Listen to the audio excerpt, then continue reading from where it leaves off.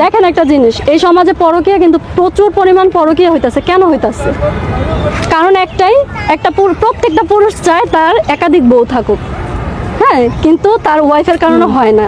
আমার হাজব্যান্ড যখন আমার সতীনে বলছে, ওরে যখন বলছে যে আমি আরেকটা বিয়ে করতে চাই বা আমার বিষয়ে সব কিছু যখন জানায়, ও ডাইরেক্ট রাজি হয়েছে যে আমার সমস্যা নাই। আল্লাহ তো এটা নিয়ম দিচ্ছে।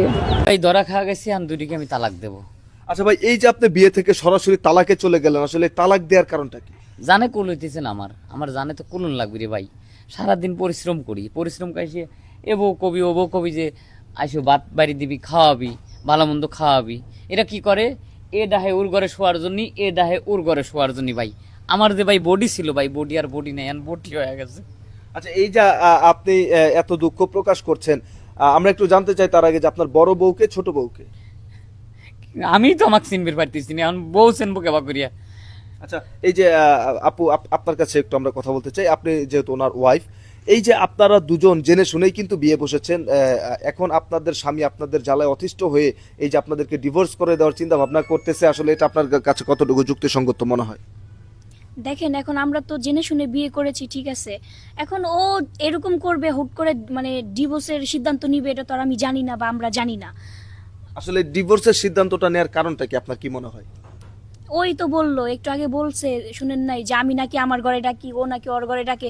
মানে স্বাভাবিক, আমার বিয়ে করছে, আমি ওর ছোট বউ, ভালোবেসে আমরা বিয়ে করছি। কারণ আমি নতুন নতুন বউ, এখন আমি আমার ঘরেই তো থাকা উচিত, ওর উচিত না?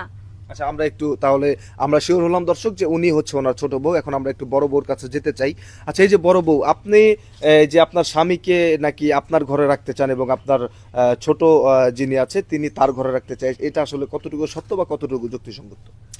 সত্য যা বলছে তাই সত্য, কিন্তু আমি তো বড়, আমার তো অধিকার বেশি। কারণ আমার স্বামী, আমি যখন সংসারে আসছি তখন আমার এই সংসারে কোনো সতীন ছিল না, আমি একা আসছি। এই সংসারটা যে 5 বছর ধরে আমি সংসারটা দেখতেছি, করতেছি। তো কি কারণে ও আমার ভিতরে কি কমতি ছিল, কোন কারণে ও আবার বিয়ে করছে, এটা তো আমার যে কোনো একটা দোষ দেখাইতে হবে। মানুষ কি ভাই বিয়ে করে না? 4 জীবন পুরুষ মানুষই 4 জীবন তো বিয়ে করা কিন্তু ফরজ। আমি 2টি বিয়ে করছি, এটা আমার হ্যাঁ, শখ ছিল। ঠিক আছে। আমার দাদা 2খান বিয়ে করছে, তা আমি চাইছি যে আমি আমার দাদার মতো হব, আমি 2টি বিয়ে করব, সুন্দর করে সংসার করে মানুষ দেখা দেব। ওরে ভাই সুন্দর করবে দা, আমি এখন এমন জ্বালায় পড়ছি যে পাড়ার লোক আমাকে লাঠি লিয়ে এসে মারবে। তোমার কি দাদা জানি মারবে? যেটা বিয়ে করছে, তোমার দাদা এই চুপ যেটা থাক, বউ চালাইতে চিল্লাচিল্লি পারছে, করিস না। তুমি তো পারো না, তুমি কেন করছো বিয়ে? ডিভোর্সের সিদ্ধান্ত নিছো কেন? কেন নিবা? পাড়ার লোকজন মারবে আসে তোর ঝগড়া জাঠি।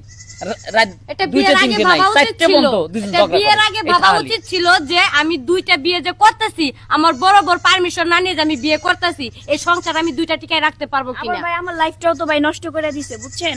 আমি ওর লাইফ, ওর মাংস, হাড় মাংস খায় তারপরে এই সংসার থেকে যাবো। আচ্ছা, এই যে আপনার বউ অলরেডি বলে ফেলেছে, আপনার ছোট বউ, যে আপনার হাড় মাংস খেয়ে তারপরে আপনাকে ছাড়বে, আসলে এই